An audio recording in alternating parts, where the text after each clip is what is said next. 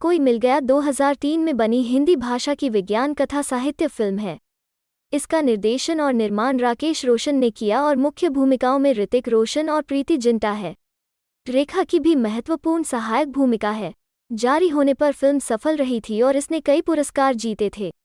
इसकी अगली 2 कड़ी भी आई, कृष और कृष 3। अगर आपको हमारे YouTube चैनल अच्छा लगे तो लाइक और सब्सक्राइब करें और बेल आइकॉन को दबाना भूलें। राकेश रोशन एक कंप्यूटर प्रोग्राम से अन्य ग्रह पर मौजूद जीवन से संपर्क साधने में कामयाब होता है।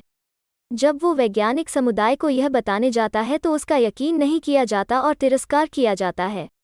वापस लौटते समय उसे एक अंतरिक्ष यान दिखाई देता है, जिसके कारण उसका ध्यान भटक जाता है और उसका वाहन दुर्घटनाग्रस्त हो जाता है। वो वहीं मर जाता है और उसकी गर्भवती पत्नी सोनिया, रेखा को चोटें आती हैं। उसका बेटा रोहित, ऋतिक रोशन, मानसिक रूप से अक्षम पैदा होता है। वो शारीरिक रूप से तो बड़ा होता है लेकिन उसका दिमाग बच्चे जैसा ही रहता है। उससे कई साल छोटे बच्चे उसके दोस्त हैं। निशा, प्रीति जिंटा नाम की युवती उनके कस्बे में आती है। शुरुआत में वो रोहित के प्रति विरोधपूर्ण व्यवहार रखती है क्योंकि उसने उसके साथ कई मजाक किए। इससे उसका साथी राज, रजत बेदी और उसके दोस्त रोहित को लगातार परेशान करते हैं। बाद में निशा रोहित के प्रति सहानुभूति रखती हैं जब वो उसकी मां से उसके मानसिक विकलांगता के बारे में जानती है। वो रोहित को अपने घर में आमंत्रित करती है और उसे अपने माता पिता से परिचय कराती है। वो भी रोहित से सहानुभूति रखते हैं। रोहित और निशा संजय मेहरा के कंप्यूटर प्रोग्राम को खेल खेल में छेड़ते हैं और अनजाने में उन जीवों को फिर बुला लेते हैं। आने वाले एलियंस जल्दबाजी में चले जाते हैं और गलती से एक को पीछे छोड़ जाते हैं। रोहित, निशा और रोहित के दोस्त को वो मिलता है और वो उसे जादू का नाम देते हैं। जादू सूर्य की रोशनी से प्राप्त अपनी विशेष शक्तियों का उपयोग करके रोहित के दिमाग की ताकत को बढ़ा देता है। इससे वो बहुत बुद्धिमान, शक्तिशाली और हर चीज़ में अच्छा हो जाता है।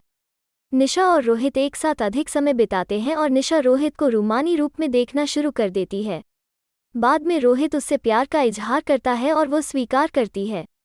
रोहित, निशा, रोहित के दोस्तों और रोहित की मां को छोड़कर जादू की मौजूदगी हर किसी से एक रहस्य रखी गई है। बाद में राज और उसके दोस्त रोहित एक दिन अकेला देखकर हमला करते हैं। उसमें जादू जो उसके बैग में था गिर जाता है, जिसे हवलदार चेलाराम, जॉनी लीवर देख लेता है। फिर रोहित के पीछे पुलिस लग जाती है क्योंकि उस जीव को वैज्ञानिक अनुसंधान के लिए चाहते हैं। रोहित उनके अंतरिक्ष यान को दोबारा बुलाता है और जादू को पुलिस द्वारा विमान से भेजने से पहले पकड़ लेता है और उसे उसके साथियों के पास भेज देता है। रोहित उसके द्वारा दी गई शारीरिक और मानसिक शक्तियों को खो देता है और दोबारा अपने कमकल रूप में आ जाता है, जिससे वो भारतीय सरकार द्वारा सजा से बच जाता है। सब कुछ खत्म होने के बाद राज और उसके दोस्त रोहित को परेशान करने के लिए लौट आते हैं। वहां जादू रोहित की शक्तियों को स्थायी रूप से लौटाता है।